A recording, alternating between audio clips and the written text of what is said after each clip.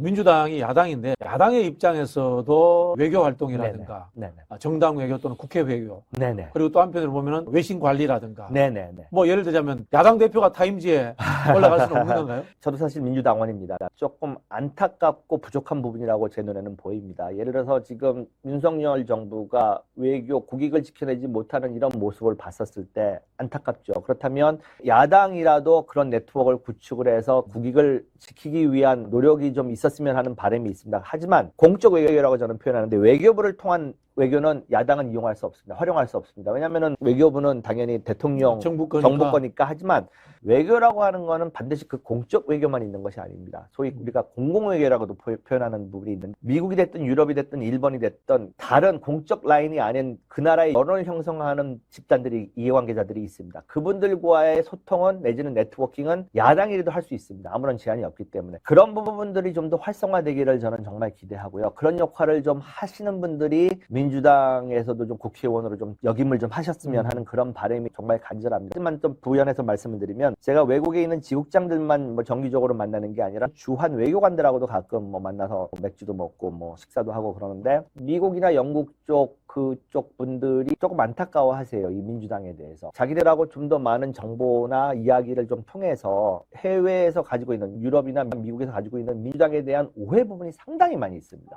그렇습니까? 민주당에 대한 오해 이야기하다 보면 깜짝깜짝 놀랄 정도로 왜냐하면 그들이 취합하는 정보의 많은 부분이 보수지로부터 오는 게 사실이거든요. 뭐 예를 들면 뭐 대북 정책이라든가 이런 거 정책뿐만 아니라 우리가 가지고 있는 대미관 자본주의에 대한 생각 이런 부분들을 왜곡돼서 가지고 있는 경우가 상당히 많습니다. 이제 저는 뭐 기회가 있을 때마다 그 부분을 교정하고 수정해주고 하는데 그럼 이제 그 친구들은 또 자기 본국에 보고를 하겠죠. 야 우리가 알고 있는 게 아니래 누가 뭐 이렇게 하겠지만 전 세계는 지금 움직이는 게 하나처럼 움직이기 때문에 그런 정보 교환 내지는 공유가 상당히 중요한 시대에 우리가 살고 있는데 안타깝게도 민주당이 그런 부분이 많이 부족합니다. 또 그들이 직접 그들의 입을 통해서 그걸 지적합니다. 민주당이 BP라고 표현을 하는데 PPP에 비해서 너무 그게 부족하다.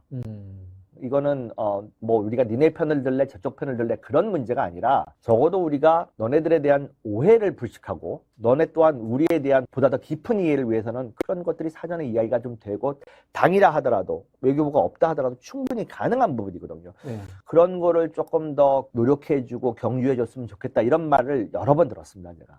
문재인 대통령이 그 당시에도 야당이었잖아요. 야당인데도 집권하려고 하는 의지가 있다 보니까 결국은 타임지에 나갈 만큼의 외신 관리도 했던 거 아니겠습니까? 그렇습니다. 그렇죠? 야당이기 때문에 지레짐작으로 우린 안 돼라고 생각하는 건 저는 제일 금물이라고 생각합니다. 야당이지만 할 수 있는 것들은 정말 널려 있습니다. 근데 가장 궁극적으로 중요한 거는 대한민국의 국가 이익 아니겠습니까? 물론 뭐 지금의 정부가 뭐 불만족스럽고 뭐 너무 많이 내주는 거 아니야라는 불평만 할 것이 아니라 그럼 우리가 그 상황에서 어떻게 미국 여론이 됐던 유럽 여론이 됐던 우리의 국익에 맞게끔 움직여줄 수 있는지에 대한 고민을 좀 같이 했으면 하는 그런 마련입니다. 그럼 예를 들자면 야당의 유력 정치인이 미국을 방문한다, 워싱턴을 간다. 그러면 국내에 있는 지국들을 통해서 워싱턴 가니까 뭐 워싱턴 포스트지라든가 그쪽에 이제 인터뷰를 한다거나 이런 것들이 세팅이 가능하겠네요. 그거는 제가 청와대에 있을 때는 당연히 이제 그 편집장들하고 만나고 뭐 이랬던 건 했었던 거고 그 이상의 루트들이 많이 있습니다.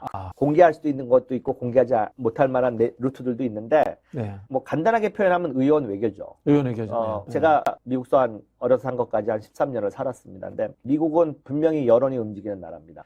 그리고 그 많은 분들이 미 의회의 권력, 권한에 대한 정확한 이해를 못합니다. 미 상원 의원 10명이면 어마어마한 권력, 권한을 갖게 됩니다. 조금 과장해서 표현하자면 상원 의원 10명이면 대통령이 버금간다라고 하는 게 제가 표현하는 건데 의원 외교가 그만큼 중요합니다. 정책을 발표하고 입안하는 건 다 행정부지만 미국도 그거를 만들어내기 위해서 의회와 끊임없는 소통을 합니다. 그 가운데 대한민국의 이익을 위해서 움직일 여지는 충분히 있습니다. 그런 보이지 않는 외교의 물밑에서 벌어지고 있는 그런 데에 민주당이 좀 더 깊이 관여하고 네트워킹을 구축하고 유럽도 마찬가지입니다. 그런 부분들의 역할을 조금 더 해야 할 시대가 이제는 됐다고 생각합니다. 예, 알겠습니다. 오늘 참 좋은 말씀 많이 들었습니다. 마지막으로 우리 비서관님 그 개인적인 일정이라든가 향후에 뭐 전망 뭐 이런 것도 좀 짧게 소개해 주시고 끝을 맺죠. 지금 저는 이제 청와대에서 만 24개월을 근무하고 나왔고요. 그다음에 지금은 총선 준비를 하고 있습니다. 지금 제가 마포 갑을 준비하고 있습니다.